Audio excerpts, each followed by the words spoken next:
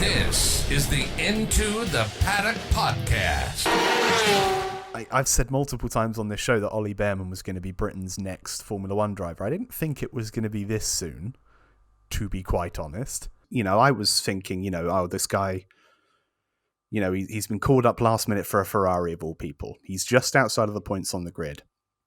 If he can keep it clean, just, mosey around, there's a chance he'll probably get a point or two. Don't push it too hard. Just use it as a learning experience. Fuck that. Yeah. My guy was mixing it up real soon. There were, at the start he was a little bit cautious, as you fucking would be. You're a teenager he was explaining from F2 to Formula One.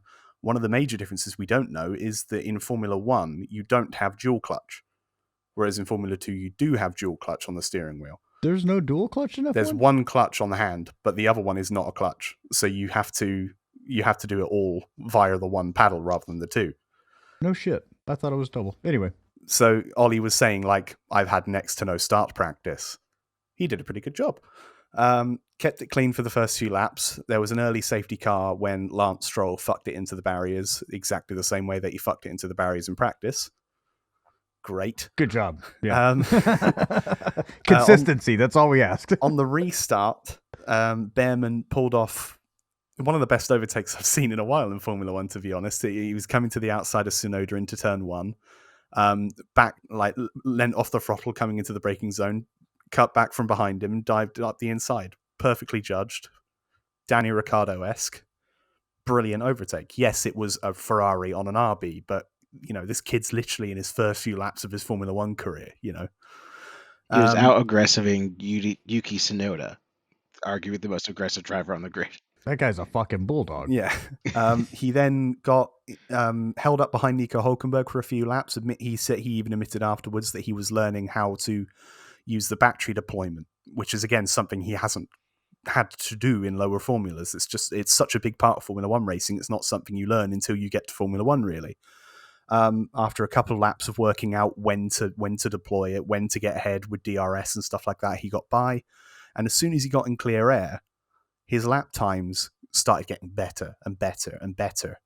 His average lap compared to Leclerc in the first half of the race was about 6 tenths off, 8 tenths off, not much, but a lot in Formula One.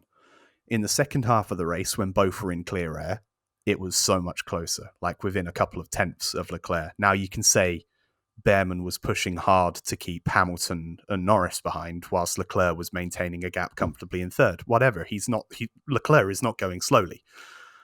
So it literally was a lap-by-lap improvement from Ollie for the whole race, and by the end of it, he was doing a really, really good job. And the thing that really impressed me above everything else was that final stint where you had, because of the safety car period, you had Norris and Hamilton stay out on the first stop and then have to make their tyre stop later on, have fresher tyres, and then try and come through.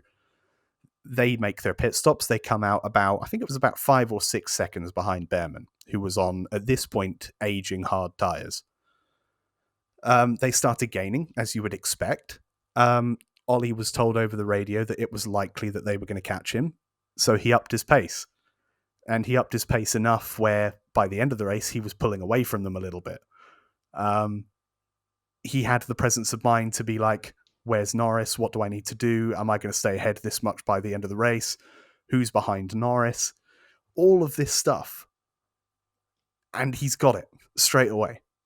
And it ultimately came home 7th to score 6 points, which is 6 more than he has in Formula 2 at the moment. He's 10th in the championship.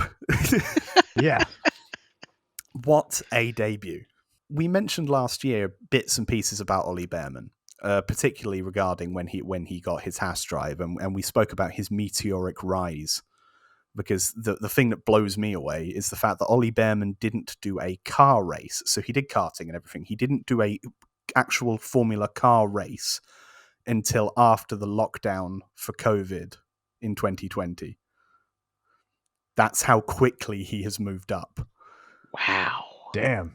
He's 18 now, so he was 14 then? Yeah, he was meant to be. So there's a brilliant interview that Tomo, the F1 content creator, he did an hour-long interview with Ollie Bearman a couple of months ago. I recommend everybody go watch it. It's a great insight to Ollie and his rise. It's a really, really interesting story.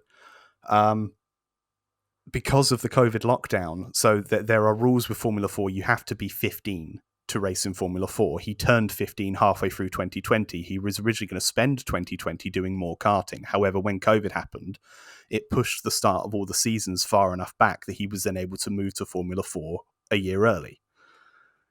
So he spent half a year basically doing Formula 4 for his debut, and then the next year dominated the Italian Formula 4 and the ADAC Formula 4 championships. And the Italian Formula 4 championship in particular is the hardest one. And he won 7 races in a row at one point in it. Jesus. He then moved up to Formula 3 and finished 6th in his first year, winning a race. Moved up to Formula 2 for last year. That's how quickly it's happened. Moved up to Formula 2 for last year. Won both races at Baku, finished 6th in the championship with 4 wins, which was one of the most wins of any drivers of the year, but he himself admitted he wasn't very consistent. That's something he wants to work on this year. And, you know, at the end of his first year of Formula 2, he gets a run out in a Ferrari at Fioriano. He gets a Haas drive in free practice. He's got his super license, and now he's in a Ferrari Formula 1 car making his debut. The first driver to make their Formula 1 debut for Ferrari since Arturo Mazzario in 1972. The youngest ever British Formula 1 driver. That's how the rise is absolutely astonishing.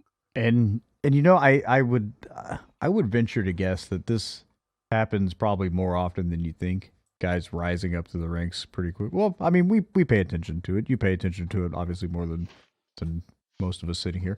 But you don't get, your name doesn't get put out until you get the shot, right? Yeah. And the shot came, right? And that seems to be how you break into Formula 1 nowadays. Somebody gets hurt or sick or anything like that. I mean, Sebastian Vettel, right? That's how he made his debut. But yeah, I mean, it just takes one shot, and you got to be extremely lucky. You know, you got to be standing in the right place at the right time. You know, so good job, him. Yeah, it'll be really interesting to see what he does going forward. Obviously, it looks like there is a path to Formula 1 there. He's going to be, it's been confirmed today that he's going to be making more free practice appearances for Ferrari and Haas later in the season. We don't know, obviously, whether Sainz will be ready for Australia. I think he will be, but, you know, there's a chance there. I would like to see what Ollie could do with an entire weekend's worth of preparation rather than one unrepresentative practice session. But whether that happens or not, who knows? This is the Into the Paddock Podcast.